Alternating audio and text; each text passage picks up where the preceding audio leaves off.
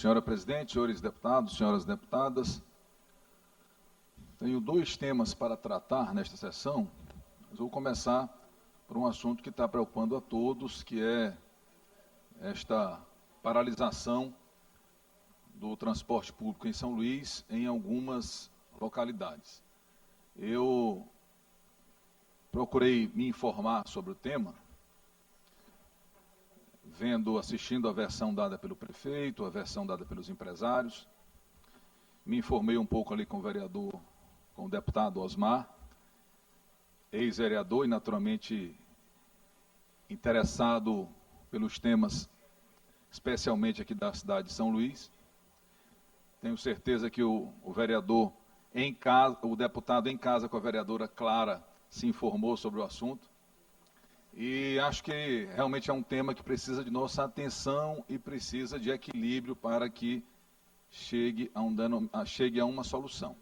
O problema do transporte, claro, mexe com a vida de todos e de todas, mas, tirando as tentativas de politizar demais o assunto num período pré-eleitoral, é preciso a acusação que alguns empresários do transporte coletivo fazem contra o prefeito Eduardo Braide, de quem eu não tenho nenhuma procuração para defendê-lo, é de que não estaria pagando o subsídio que foi acertado quando da última greve de ônibus.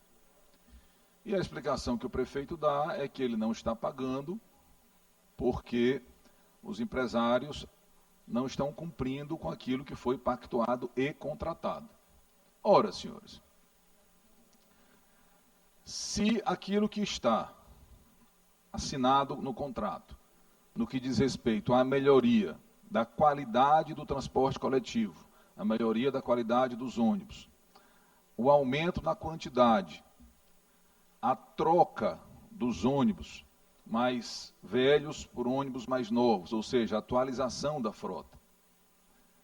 Se não está sendo feito o acompanhamento para manter a qualidade dos terminais, e essa parte eu não sabia, uma informação que o vereador Osmar me deu há pouco, o deputado Osmar. Deputado Osmar, desculpe, mas é que eu me acostumei muito tempo com Vossa Excelência exercendo brilhantemente o mandato de vereador, e às vezes faço essa confusão.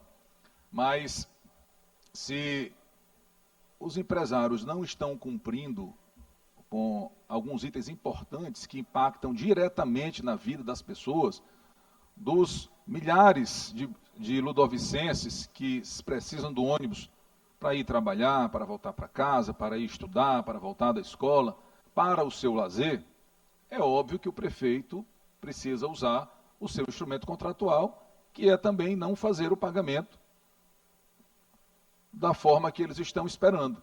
Se eles não estão prestando o serviço adequado e receberem integralmente o valor, o prefeito estará errando, porque o prefeito precisa defender os interesses da sociedade, dos usuários de transporte público de São Luís. Então, acho que aí os empresários que estão, não quero nem usar o termo sabotando para não ficar muito forte, mas que resolveram segurar os seus ônibus nas garagens, precisam colocar a mão na consciência e entender que este serviço ele não pode ser tratado, deputado Ariston, simplesmente como um negócio pontual. Isso aí mexe com a vida das pessoas. Então, acho que o prefeito Eduardo Braide precisa mesmo endurecer a fala, precisa cobrar a satisfação destes empresários. Se preciso for, acho que deve, inclusive, judicializar o assunto. No paralelo, encontrar mecanismos alternativos para que as pessoas das áreas atingidas possam ir trabalhar, possam se locomover. Mas ceder a esse movimento, que chega a parecer chantagem, acho que não é o mais adequado. Porque se simplesmente o prefeito cede, não é um bom sinal, não é pedagógico. Daqui a pouco, todos que tiverem, por alguma razão, achando que não estão sendo atendidos os seus interesses, pegam os seus ônibus, guardam na garagem e vão obrigar o prefeito a pagar o subsídio sem que tenha prestação de serviços à sociedade, ao povo de São Luís. Então, venho hoje a esta tribuna para manifestar a minha posição. Acho mesmo que o prefeito não deve baixar a cabeça para alguns que estão querendo chantagear a população de São Luís e deve manter essa postura. Se não cumprirem com o que está no contrato, e se a gente conversar com as pessoas, a gente percebe a insatisfação com o sistema de transporte público de São Luís.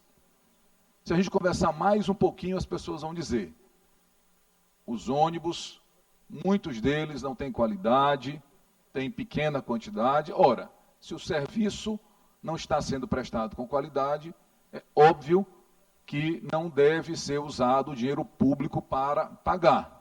O combinado, o que está no contrato é o quê? Então, estão lá os itens de melhoria de qualidade, de aumento de quantidade, de troca da frota. Se alguns não estão cumprindo, não tem mesmo razão para receber pelos serviços prestados. E quanto mais chantagear o povo de São Luís, trancando o ônibus na garagem para tentar pressionar o prefeito a fazer aquilo que ele não deve fazer. Neste momento, sobre este tema, eram essas as minhas palavras, e acho que, apesar de ser um tema específico de São Luís, vale sim a atenção desta Assembleia Legislativa, porque envolve centenas, milhares de pessoas, centenas de milhares de pessoas que utilizam o transporte coletivo. Deputado Carlos Lula, nós estivemos na bela e querida cidade de Balsas, da nossa amiga, da minha vizinha querida, deputada Andréa Martins Rezende. Deputada Andréa, Vossa Excelência perguntou se fomos bem tratados lá, muito bem tratados. Apesar de muito quente, mas um calor humano muito bom. Não deu para tomar banho lá no Rio Balsas, porque foi uma agenda corrida.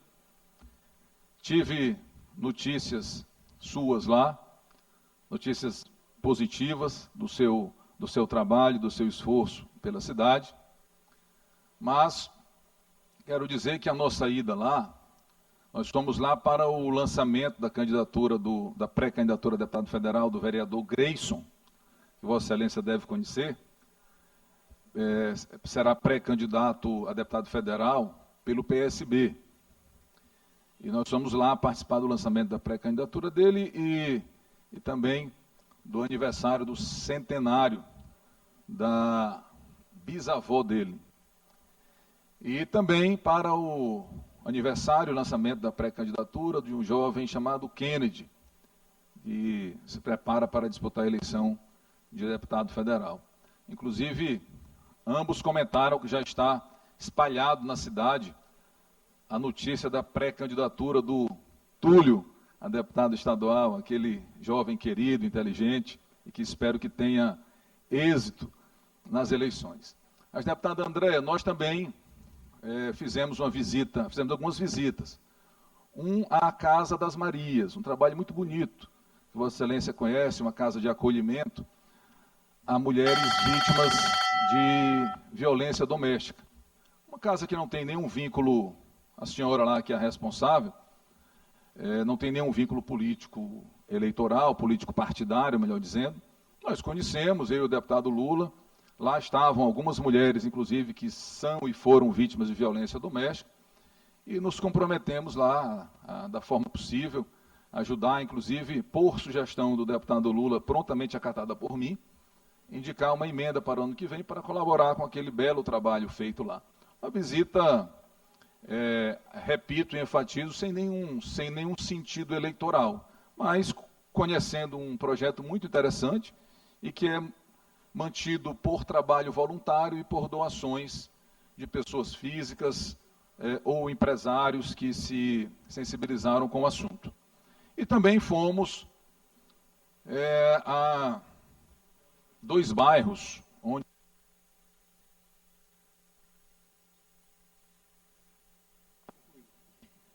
libera o microfone para que o deputado possa concluir. Conclua, deputado, por favor. Presidente, a senhora, Vossa Excelência, pode acrescentar o tempo da liderança, por favor? Nem usarei todo, mas só para concluir. Eu acrescento, é porque a gente tinha feito um acordo aí de líderes, mas Vossa Excelência está com o tempo liberado. Preciso só de mais 2 minutos, presidente. Concluir o raciocínio. Então, nós somos em 2 bairros. Aliás, fomos aos 2 bairros e gravamos Vida em Um, deputada Andréia, onde, em fevereiro, o governador Carlos Brandão, que por muitos é conhecido como governador R$3, cuja palavra tem o mesmo valor de uma cédula de R$3, ele esteve lá e anunciou uma obra de drenagem para recuperar aquelas ruas que quando tem uma chuva alaga, e Vossa Excelência conhece melhor do que eu. E essa visita esse vídeo foi gravado em fevereiro. Recentemente o governador esteve de novo lá e anunciou novamente, e nós passamos lá, inclusive nos disseram que no dia que o governador esteve em Balsas, as máquinas foram lá. Mas é aquela história do novo padrão que o governador Brandão inaugurou. Quando ele vai, as máquinas chegam, quando ele sai, as máquinas saem junto. E a obra até hoje não começou. Tenho certeza que Vossa Excelência pediu, cobrou. E o que nós fizemos lá foi apenas ir ao local e dizer, governador, pare de tentar iludir as pessoas, pare de mentir para a população e execute aquilo que o senhor já anunciou. Porque não adianta vídeo do governador com o prefeito, e depois ele sozinho, dizendo que vai fazer sem que o faça. A verdade é que as obras saíram e a população continua sem a obra. E é preciso cobrar, porque a população do Maranhão está cansada de um governador politiqueiro que vai aos locais, diz que vai fazer e não realiza as obras. E quando realiza, muitas vezes deixa pela metade, deputado Rodrigo.